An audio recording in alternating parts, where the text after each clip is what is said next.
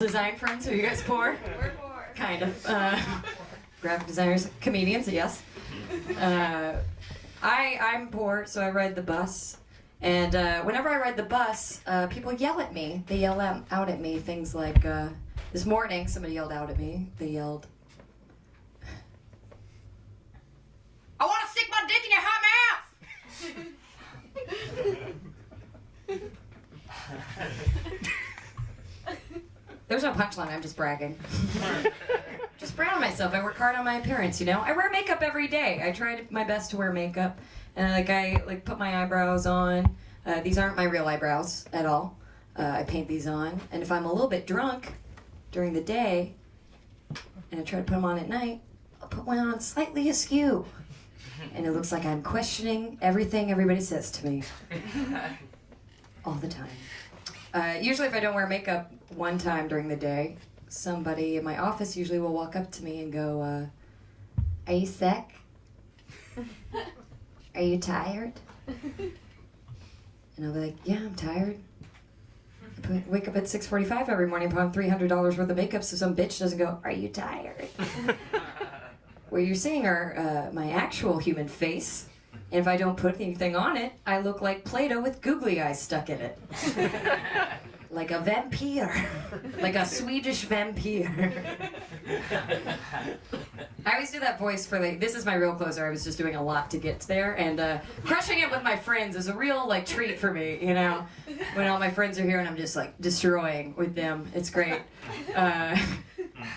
I always do that voice when I am imitating other women. That "Oh my God." You know that one? They're like, "Oh my God." I usually meet them in the back of lift lines late at night.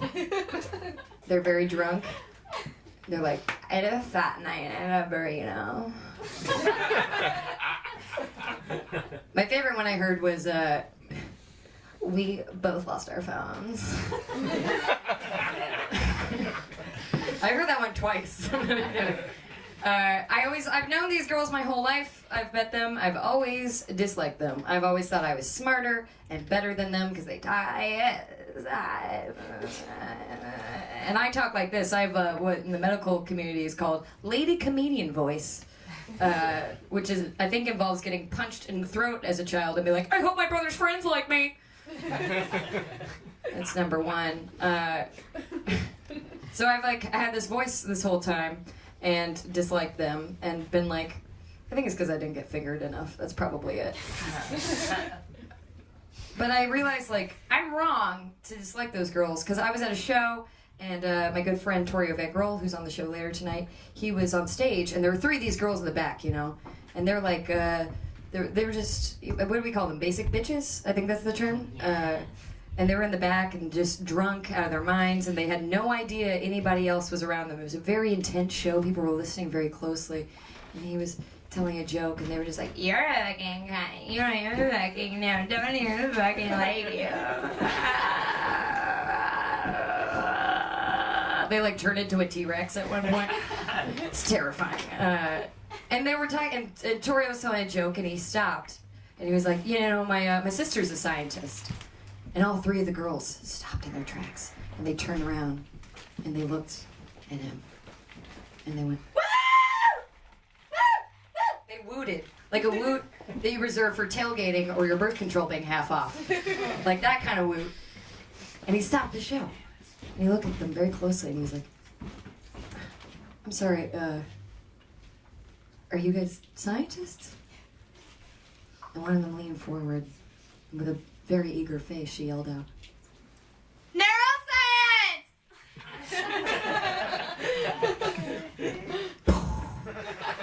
What? Of course these girls are walking around, they're getting drunk all week because they're curing cancer all fucking week. They love it. They're just partying and I had never thought, because I haven't thought somebody would be like, "I went to Yale!" Just hadn't occurred to me. But it's really terrifying to me that maybe one day somebody's gonna come out of an OR and they'll be like, "We did everything we could, but your mom didn't make it." Okay, that's my closer. I'm a Dennis. I'm your host for the night. This is a very fun show. You're gonna have a great time. Your next comic is a very good friend of mine. He is is so funny. He just moved into my friend's house, I believe. Please make it loud for Joey Avery. All right, how you guys doing? Yeah, all right, real excited. Love that. One thing that I like to talk about on stage, I try to really think about what my fears are, And I was thinking about that, and I realized that probably one of my biggest fears in life is being my own stereotype. It's like, as a backwards hat guy, it's not good. I can never get up here and people are like, well, time to learn something. This is going to be smart comedy tonight. This is going to be really good. So I try to do things that backwards hat guys don't do. I try to do stuff like read. But I'll still catch myself being that guy. Like the other day I looked down at my phone and 4 of my last 5 texts just said, dude, I'm stoked. It was a real experience that I had in my life where I had to look at myself and be like, this is not the man that you wanted to become. All right, and then the rest of me was like, yes, we're going to be a boy forever. And then I skateboarded into outer space. And that's just my life. Welcome. Yeah, your nails look fucking great. Look at them. What are they, pink? Did you go with sparkles? You did go with sparkles, too. Why didn't you go with sparkles? That's so you. I'm kidding. But I really have to consider it. I'm like, at what point am I going to have to leave this behind? So you can't be a backwards hat guy forever. I feel like it's probably somewhere around fatherhood, right? Like I don't think I can be standing in the delivery room with a backwards hat, calling at my mom like, hey mom, I have some amazing news. You give me a grandma, bro. Like that's not a way to bring a life into this world. Can't be saying like, listen son, you need to eat the rest of your pot brownie, okay? Just like your dad who will be cowering in his fort. It's not... I do worry about raising kids. Our kids are going to be weird. Like, I'm thinking about the shit that they're going to grow up with. Like, they're going to grow up with computers. Like, I feel like I'm progressive. My kids are going to be so much more progressive than me. Like, imagine, like, trying to father a daughter, and she's like, don't, you represent the patriarchy. I'm like, I'm your father. I am the patriarchy for you. I think the biggest thing with kids is probably going to be, like, narcissism, though, right? I worry about that with me. I was in an argument with my friend. I was like, dude, we're getting worse. He's like, no, we're not. I'm like, yes, we are. I mean, think about it this way. If it was the 70s and I went out and I bought a camera and then I mounted that fucking camera on a pole and used it to take pictures of myself all day, I would not have a lot of friends. Right? Now imagine I printed all of those pictures out and brought them to some massive physical public wall. And then one by one, I posted all those pictures. And then I got all my friends and all my enemies and everyone I ever met and brought them to that wall and made them look at it. And then as they were looking, I was like, so do you guys like it? And then counted every single person that did. And based on that, decided how happy I was going to be that day. I would be a narcissist. Thank you guys so much. My name's Joey Avery. Have a good night.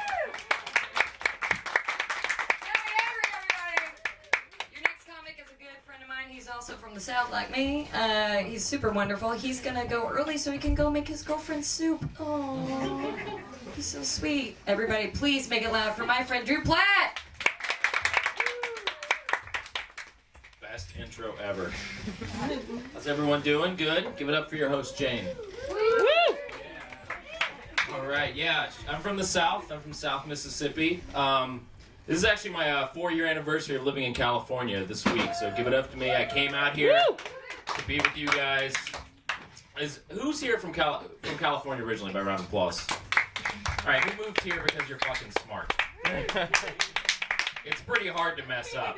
But you gotta understand where I came from. Even like 3 years ago, like my town, it's still like the 1930s down there, okay? It's like of mice and men. There's just a bunch of dudes around a fire and some guy's like, oh, George, tell me about that Google bus, George, please. Can I drive it one day? So we're doing closers. I have 2 closers. I have one from when I lived in New Orleans and one from San Francisco. Which one do you want first? New Orleans. San Francisco. All right, San Francisco first. We're doing that one first. All right. This happened when I first moved the city, and this is the craziest thing a person has ever said to me.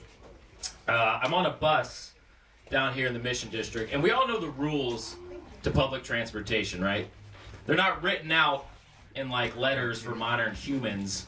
They're these weird hieroglyph pictures that we have to all decide as a community that's the rule. Typically in San Francisco it means no hamburgers and sodas, don't smoke, and if you have an 80s style boombox, fuck off. So I'm sitting on the bus and this old Latina woman gets on and she sits down next to me and she starts eating a bag of chips. And the guy driving the bus, this is like a dude that's like a year away from his pension. He's not taking shit from nobody. He's like all tying his muni tie all tight, and we're like, somebody fuck with me today, just like so angry. He's like adjusting that 7th grade bus, like you're in trouble mirror, just a little too much, like, what's that, a transfer pass? Fuck you, everybody's paying, all right? So I'm sitting there, and the old Latina woman, she sits down next to me, and she starts eating a bag of chips. And we all know this is rule number 2. And the guy is looking in the mirror, and he's mad, but you can tell, like, this is what I've been waiting for all day. Like, he's like, oh, no, ma'am, you can't eat on my bus. And I tell she doesn't speak English. I take the headphones out, I take my Smash Mouth out. I'm like, this is going to be awesome in a second. I'm going to find out who the all-star of this match is real quick. So I'm sitting there, and he yells at her one more time. He goes, ma'am. And he whips, it was like one of those accordion buses. He whips it to the side of the road. And I'll never forget, he points directly at me. He goes, yo, you speak Spanish? And I'm not trying to stereotype, but there were a lot of people in this bus in the Mission looked like they spoke Spanish a little better than I did. And I go, I've been here like 2 weeks. I'm super nervous. I'm like, no, sir. And he goes, well, try. Try to speak a foreign language? You shitting me? I'm like the whitest. I like mayonnaise coming out of my pockets. I'm like, no, Ito. Like, and I know a little bit of sign language, but not much. So I'm just kind of like looking at her like, you no eat. And I'm like grabbing my throat and aggressively pointing in her face. And she sees this balding 24-year-old like choking himself out and pointing in her face. And like the fear of Diablo just fills her eyes. And she just runs off the back of this bus. And then the bus driver tilts down his little reading glass. He's like, oh, right, that works too. And just takes off. All right, that's the first closer. Get a sip of this. I'm not supposed to be drinking on this new antidepressant, so we're going to figure it out together. The doctor's like, well, you're not supposed to drink on Paxil because it affects the same part of your brain as the medicine. I was like, so it makes you feel double awesome? Of course I'm drinking. Gary, I'm calling you, doctor. All right, so this happened when I first moved to New Orleans. This is another moving story. I used to work at a movie theater there when I was 19, and I befriended this woman named Miss Ashley. Now, Miss Ashley was a transgendered prostitute that used to hang out in the French Quarter, and she was like my best friend when I worked down there. She taught me everything you need to know about comedy, because like watching her fuck with like white tourists from the Midwest who were like in their 50s was my favorite pastime when I wasn't at work. Like, the best would be, like, a couple from Wisconsin, and they'd be like, oh, honey, look, this is some real New Orleans architecture through here. She'd pop out of the bushes and be like, yo, white man, let me suck your dick a little bit. So, like, aggressive. You'd be like, all scared, like, oh, honey, let me take care of this. Excuse me, ma'am, can you tell me where to get the best jambalaya in town? I know where it ain't, anywhere where your dick ain't in my mouth. Let's do this, now. Now we just eat it up all day. And I used to bring her it was our ritual. I'd get off at night when the movie's over, like 1. I'd bring her this little bag of popcorn that would be dripping, and I would give it to her, and I'd be like, yeah, I'm cool. I moved down to Mississippi. I'm hanging out with transgender people and shit. And she'd be like, oh, thank you, baby. Tug on your dick a little bit. Like, all right, bye. Like, I couldn't, like, it was like at a certain point, I couldn't deal with it. But I saw her do the best thing one night.